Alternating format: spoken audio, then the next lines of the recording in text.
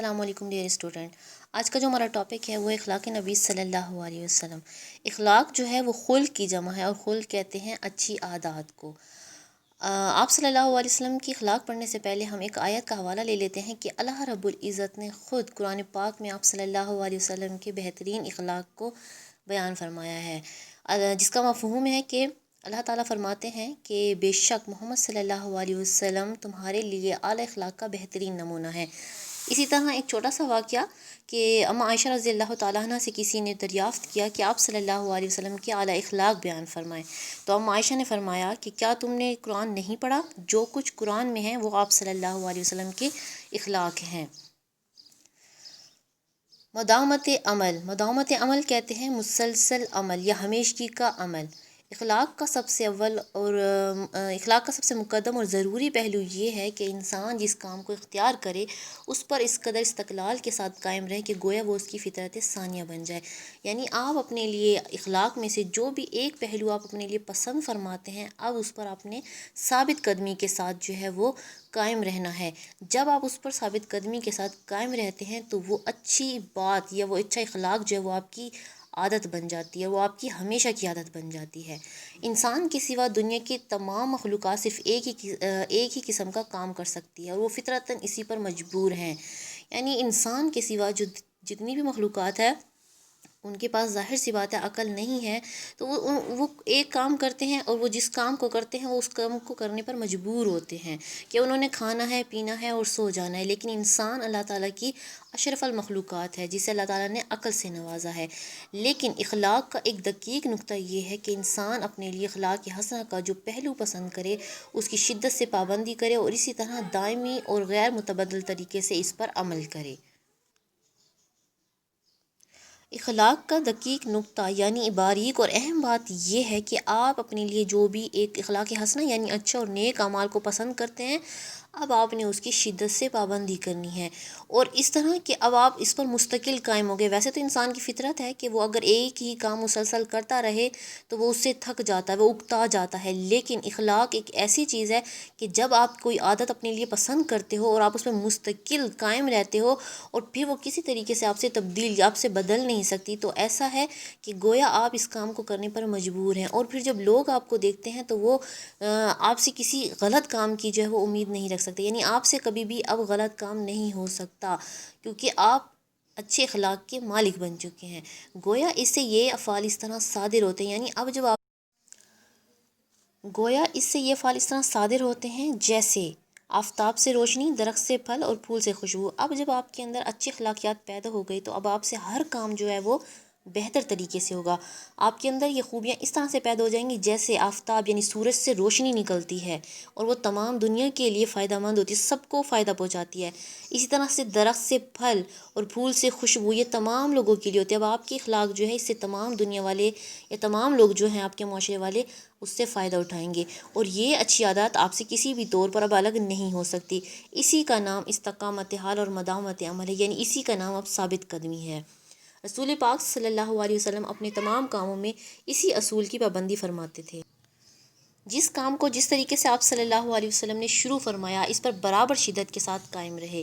یعنی آپ صلی اللہ علیہ وسلم نے جو کام کیا اس پر ہمیشہ برابری کے ساتھ ہی قائم رہے، نہ کبھی آپ صلی اللہ علیہ وسلم نے جھوٹ بولا. یہ خصوصیت آپ صلی اللہ علیہ وسلم کی بچپن سے ہی تھی کہ بچپن سے لے کے اپنی ساری زندگی تک کبھی آپ صلی اللہ علیہ وسلم نے مذاق میں بھی جھوٹ نہیں بولا. اسی طرح سنت کا لفظ ہماری شریعت میں اس اصول سے پیدا ہوتا ہے. سنت جو ہے وہ طریقہ جو آپ صلی اللہ علیہ وسلم نے کیا ہو، اور ہماری شریعت ہماری دین میں جو ہے وہ اسی اصول سے پیدا ہوا ہے. سنت وہ فعل ہے جس پر آپ صلی اللہ علیہ وسلم نے ہمیشہ مداومت فرمائی ہے، یعنی آپ نے ہمیشہ وہ کام کیا اور بغیر کسی قوی معنی کے کبھی اس کو ترک نہیں فرمایا.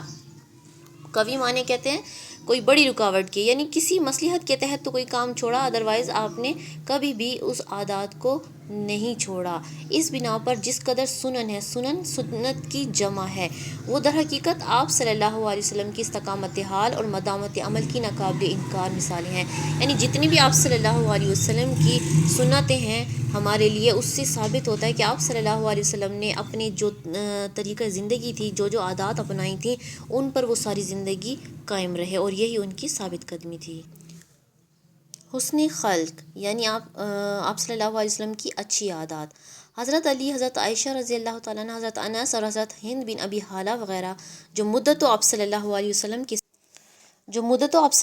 وسلم کے ساتھ ان کی خدمت میں رہے، ان سب کا متفقہ یعنی ایک ساتھ یا ایک بات پر سب کا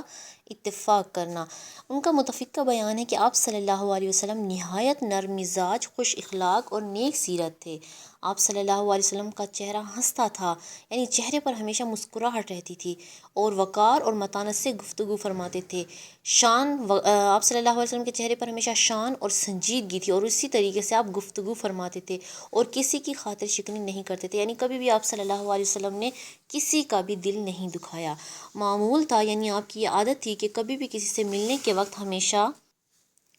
ہمیشہ پہلے خود سلام و مصافحہ فرماتے. مصافحہ کہتا ہے ہاتھ ملانے کو. کوئی شخص جھک کر آپ صلی اللہ علیہ وسلم کے کان میں کوئی بات کہتا تو اس وقت تک اس کی طرف سے رخ نہ پھیرتے جب تک وہ خود منہ نہ ہٹا لے، یعنی پوری توجہ جو ہے وہ اس شخص کی طرف لگا دیتے اور پوری توجہ کے ساتھ اس کی بات سنتے.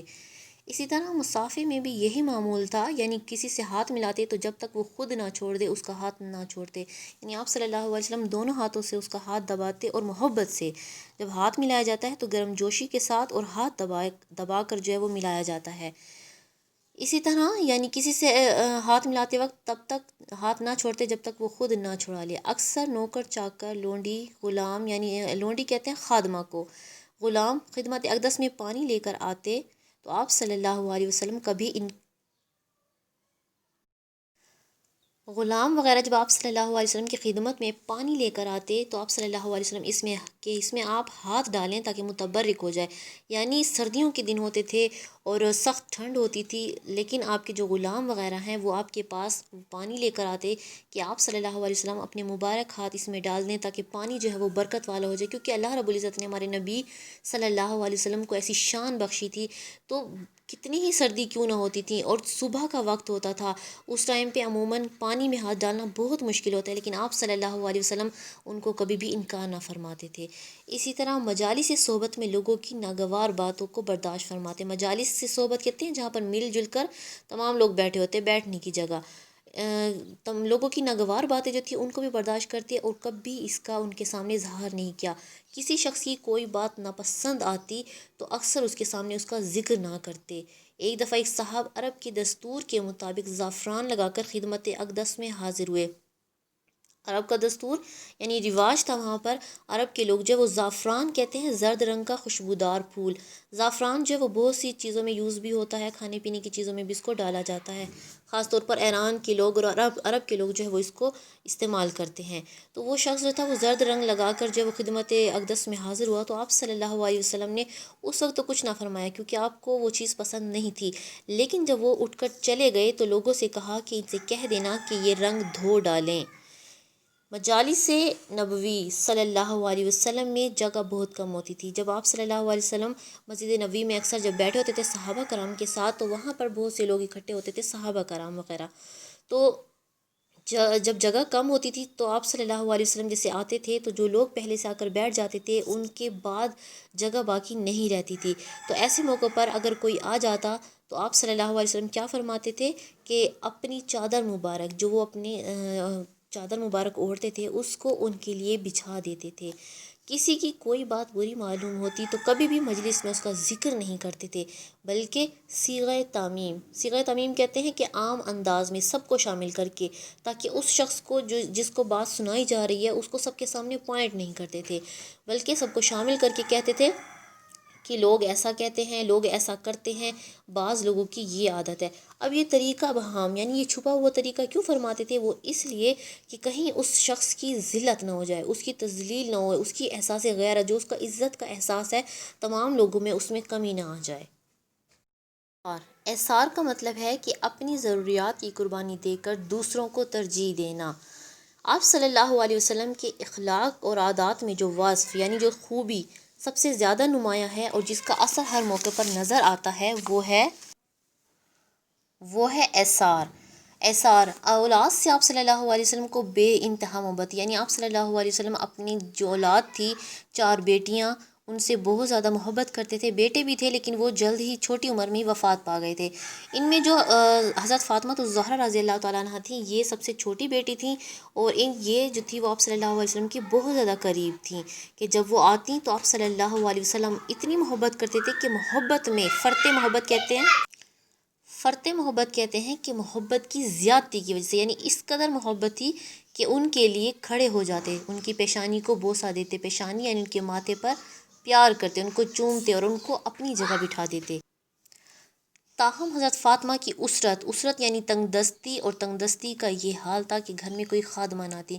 یعنی حضرت فاطمہ الزہرا رضی اللہ تعالیٰ عنہ غریب تھیں، اور ظاہر سی بات ہے غربت تھی ان کے پاس، تو وہ ایک خادمہ کا خرچہ اس کو افورڈ نہیں کر سکتی تھی، تو خود ہی گھر کے جو کام تھے وہ سارے کام خود کرتی تھی، خود ہی چکی پیستی، خود ہی پانی کی مشک بھر لاتی، چکی پیستے پیستے ہاتھ کی ہتھیلیاں گھس گئی تھی، یعنی چکی اس لیے پیستی تھی اس میں آٹا وغیرہ پیسنے کے لیے، اور مشک کے اثر سے سینے پر نیل پڑ گئے تھے، کیونکہ مشک جو ہے وہ چمڑے کی بنی ہوئی ہوتی ہے، اور یہ بہت چمڑا جو ہے وہ بہت سخت ہوتا ہے، جس میں پانی بھر کے لایا جاتا ہے۔ ایک دن خدمت اقدس صلی اللہ علیہ وسلم میں حاضر ہوئیں، خود تو پاس حیا سے عرض حال نہ کر سکی، پاس حیا یعنی کہ ادب کا لحاظ کرتے ہوئے اپنے والد سے جو ہے وہ اپنا حال بیان نہ کر سکی، تو حضرت علی رضی اللہ تعالیٰ عنہ کو ان کی طرف سے یہ حضرت علی کو کہا، تو حضرت علی نے ان کی طرف سے یہ حال بیان کیا اور کہا کہ آپ صلی اللہ علیہ وسلم سے درخواست کی کہ فلاں غزوہ میں یعنی فلاں جنگ میں جو ہے وہ کنیزیں آئی ہیں۔ غزوہ کہتے ہیں وہ جنگ جس میں آپ صلی اللہ علیہ وسلم نے بذات خود شرکت کی ہو، تو وہاں سے جو ہے وہ جو قیدی بنا کر لائے جاتے ہیں، تو ان میں سے بہت سی کنیزیں آئی تھیں، تو حضرت علی نے کہا کہ اگر ان میں سے ایک کنیز مل جائے تو آپ صلی اللہ علیہ وسلم نے ارشاد فرمایا کہ ابھی اصحاب صفا کا انتظام نہیں ہوا، اور جب تک ان کا بندوبست نہ ہو لے میں اور طرف توجہ نہیں کر سکتا۔ اصحاب صفا وہ صحابی ہیں جو بہت زیادہ غریب تھے، اور مسجد نبوی کے باہر ایک جگہ چبوترا بنا ہوا تھا، وہاں پر جو ہے وہ رہا کرتے تھے، اور وہ رات دن جو ہے وہ اللہ تعالیٰ کی عبادت میں مشغول رہتے تھے۔ ان صحابہ میں جو ہے وہ حضرت بلال، حضرت سلمان فارسی، اور حضرت ابو ذر غفاری، اور حضرت حضرت زید بن حارث شامل ہیں۔ تو آپ صلی اللہ علیہ وسلم نے اپنی اولاد کی قربانی دے کر، حالانکہ سب سے زیادہ ضرورت اس وقت حضرت فاطمہ کو ایک خادمہ کی ضرورت تھی، لیکن آپ صلی اللہ علیہ وسلم نے اپنی اولاد کی قربانی دے کر صحابہ کرام کو ترجیح دی۔ اور آج کا ٹاپک ہمارا کمپلیٹ ہو گیا ہے۔